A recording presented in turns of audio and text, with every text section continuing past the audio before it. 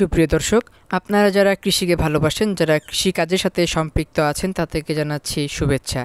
আজকে আমরা জানব আগস্ট মাসে যেসব সবজি চাষ করতে পারবেন। তার আগে আপনারা যারা এই চ্যানেলে সম্পূর্ণ নতুন, তারা এই চ্যানেলটাকে সাবস্ক্রাইব করে পাশে থাকা বেল আইকনটি চালু করে রাখুন। তো চলুন শুরু করা যাক। লাউ। পুষ্টিগুণ। লাউয়ে ক্যালসিয়াম ও ভিটামিন সি বেশি থাকে। প্রতি 100 গ্রাম খাদ্য উপযোগী লাউয়ে ক্যালসিয়াম 26 মিলিগ্রাম ও ভিটামিন সি 4 মিলিগ্রাম রয়েছে। এছাড়াও লাউয়ের অন্যান্য পুষ্টিগুণ রয়েছে, যেমন খনিজ পদার্থ 0.6 গ্রাম, আঁশ 0.6 গ্রাম, খাদ্যশক্তি 66 কিলোক্যালোরি, আমিষ 1.1 গ্রাম, লৌহ 0.7 মিলিগ্রাম এবং শর্করা 15.1 গ্রাম। উন্নত জাত: ভারী লাউ 1, ভারী লাউ 2, ভারী লাউ 3, ভারী লাউ 4 এবং অন্যান্য স্থানীয় জাত। সারা বছরই লাউ চাষ করা যায়। চাষ পদ্ধতি: পলিথিন ব্যাগে চারা তৈরি করলে রোপণের পর চারা দ্রুত বৃদ্ধি পায়। 5 থেকে 4 ইঞ্চি আকারের ব্যাগে সমান পরিমাণ বালি ও পচা গোবরের মিশ্রণ ভর্তি করে ব্যাগের তলায় 2 থেকে 3টি ছিদ্র করুন। তারপর সদ্য তোলা বীজ হলে রোদোজ্জ্বল, সহজে আলো বাতাস চলাচল করতে পারে এরকম উর্বর জমি বীজতলার জন্য বেছে নিতে হবে। প্রতি মাদায় 2 থেকে 3টি বা 3 থেকে 4টি বীজ 1 থেকে 2 ইঞ্চি গভীরে পুঁতে ঢেকে দিতে হবে। কাঁকরোল। বাংলাদেশে কাঁকরোল একটি জনপ্রিয় সবজি। এটি গ্রীষ্মকালে চাষ করা হয়। এদের স্ত্রী পুরুষ ফুল আলাদা গাছে জন্মে। কাঁকরোল গাছ কন্দমূল উৎপন্ন করে, যার সাহায্যে মূলত বংশবিস্তার করে। কাঁকরোল বাজারে উচ্চ মূল্যে বিক্রি হয়। কাঁচা ফল তরকারি, ভাজি বা সিদ্ধ করে ভর্তা হিসাবে খাওয়া যায়। কাঁকরোলে প্রচুর পরিমাণে ক্যালসিয়াম, লৌহ, ক্যারোটিন আছে। চাষ পদ্ধতি: দোআঁশ থেকে এঁটেল দোআঁশ মাটি কাঁকরোল চাষের জন্য উত্তম, তবে জৈব সার যোগ করে অন্যান্য মাটিতে কাঁকরোল চাষ করা যায়। জমি: মাঝারি উঁচু ও উঁচু জমি কাঁকরোল চাষের জন্য উত্তম।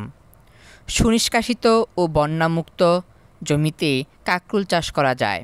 কাঁকরোল জলাবদ্ধতা মোটেও সহ্য করতে পারে না। জাত: কাঁকরোলের বেশ কয়েকটি জাত রয়েছে, যেমন আসামি, মণিপুরি, মকন্দপুরি, মধুপুরি ইত্যাদি জাত। মিষ্টি কুমড়া। মিষ্টি কুমড়া বর্ষাজীবী লতানো উদ্ভিদ। মিষ্টি কুমড়ার শিকড় যথেষ্ট বিস্তৃত। কচি মিষ্টি কুমড়া সবজি হিসাবে এবং পাকা ফল দীর্ঘদিন রেখে সবজি হিসাবে ব্যবহার করা যায়। পরিপক্ক ফল শুষ্ক ঘরে সাধারণ তাপমাত্রায় প্রায় 4 থেকে 6 মাস সংরক্ষণ করা যায়।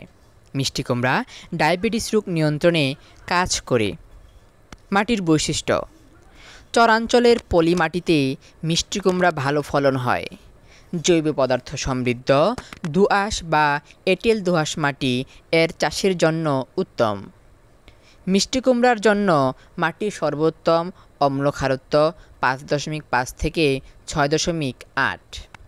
চাষের মৌসুম: বাংলাদেশের আবহাওয়ায় বছরের যে কোনো সময় মিষ্টি কুমড়ার বীজ বোনা যায়। শীতকালীন ফসলের জন্য অক্টোবর থেকে ডিসেম্বর এবং গ্রীষ্মকালীন ফসলের জন্য ফেব্রুয়ারি থেকে মে মাস পর্যন্ত বীজ বোনার উপযুক্ত সময়। তবে বীজ উৎপাদনের জন্য নভেম্বরের মধ্যভাগে বীজ বোনার উত্তম সময়। বেগুন। আধুনিক বেগুন চাষ পদ্ধতি ও পরিচর্যা: সঠিক বেগুন চাষ পদ্ধতি জানা না থাকার কারণে অনেক সময় হতাশ হন বেগুন চাষিরা। জাত ও জাতের বৈশিষ্ট্য, রোগবালাই দমন ও সঠিক নিয়মে সার প্রয়োগ নিরাপদ বেগুন চাষের জন্য অত্যন্ত গুরুত্বপূর্ণ। আমাদের দেশে প্রায় শতাধিক জাতের বেগুন পাওয়া যায়। সবচেয়ে জনপ্রিয় এই সবজির চাষাবাদ সারা বছরই করা যায়। তবে উচ্চ তাপমাত্রার বেগুনের ফুল ও ফলন উৎপাদনের বিঘ্ন হওয়ায় পাশাপাশি পোকার আক্রমণ বেশি থাকে।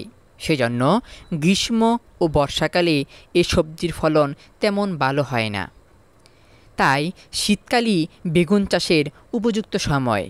কিন্তু বর্তমানে কিছু উচ্চ তাপমাত্রা সহিষ্ণু জাত গ্রীষ্ম মৌসুমে ভালো ফলন দিয়ে থাকে। বেগুন ভালো ফলন পেতে সঠিক নিয়মে চাষ করা প্রয়োজন। ধুন্দল। আজ আমরা আপনাদের সাথে ধুন্দল চাষের আধুনিক পদ্ধতি নিয়ে আলোচনা করব। এতে করে আপনারা সহজেই ধুন্দল চাষের বিস্তারিত জানতে পারবেন। ধুন্দল একটি অতি সাধারণ সবজি। এটি বাংলাদেশের বহুল পরিচিত একটি সবজি। আমাদের দেশে দুই ধরনের ধুন্দল পাওয়া যায়। একটি হলো সাধারণ, আমরা যেটা খাই, এর শ্বাস নরম ও সুস্বাদু। আর এক ধরনের বন্য ধুন্দল আছে যাকে তিতপল্লা বলা হয়। এর ফল শুকিয়ে খোসা তৈরি করা হয়ে থাকে, যা দিয়ে গায়ে সাবান মাখা হয়। ধুন্দল চাষ পদ্ধতি। ধুন্দলের বীজ বপন। চারা রোপণের পূর্বে কিছু প্রস্তুতি নিতে হবে, যেমন সঠিক জমি নির্বাচন, জমি প্রস্তুতকরণ, জাত নির্বাচন, বীজ থেকে চারা তৈরি করা, বাউনি বা মাচা দেওয়া ইত্যাদি। চাষের জমি। ধুন্দুল চাষে জমির প্রথম শর্ত হচ্ছে উঁচু, পানি জমে থাকে না, গাছের কোনো ছায়া থাকে না এমন জমি নির্বাচন করতে হবে। দোআঁশ ও বেলে দোআঁশ ধুন্দুল চাষের জন্য উত্তম। মাটি উর্বর এবং সেচ ও নিষ্কাশন সুবিধাযুক্ত হওয়া বাঞ্ছনীয়। জমি প্রস্তুতকরণ। জমি ৩ থেকে ৪ বার ভালোভাবে চাষ ও মই দিয়ে ধুন্দুল চাষের জন্য প্রস্তুত করতে হবে। জমির মাটি ভালো করে আগাছা মুক্ত ও ঝুরঝুরে করে নিতে হবে। এরপর ১ ফুট গভীর, ২.৫ ফুট লম্বা এবং ২ ফুট চওড়া করে মাদা তৈরি করতে হবে। এর এক মাদা থেকে অপর মাদার দূরত্ব হবে ৮ থেকে ১০ ফুট। জমির চেয়ে মাদা কমপক্ষে ৫ থেকে ৬ ইঞ্চি উঁচু করে তৈরি করতে হবে। ধুন্দুল চাষের উপযুক্ত সময়। ফেব্রুয়ারি থেকে সেপ্টেম্বর মাস পর্যন্ত ধুন্দুল চাষ করা যায়, তবে কিছু ১২ মাসি জাত রয়েছে যেগুলো সারা বছর চাষ করা যায়। আজ এই পর্যন্তই। ভালো থাকবেন, সুস্থ থাকবেন, কৃষিকে ভালোবাসি এর সঙ্গেই থাকবেন।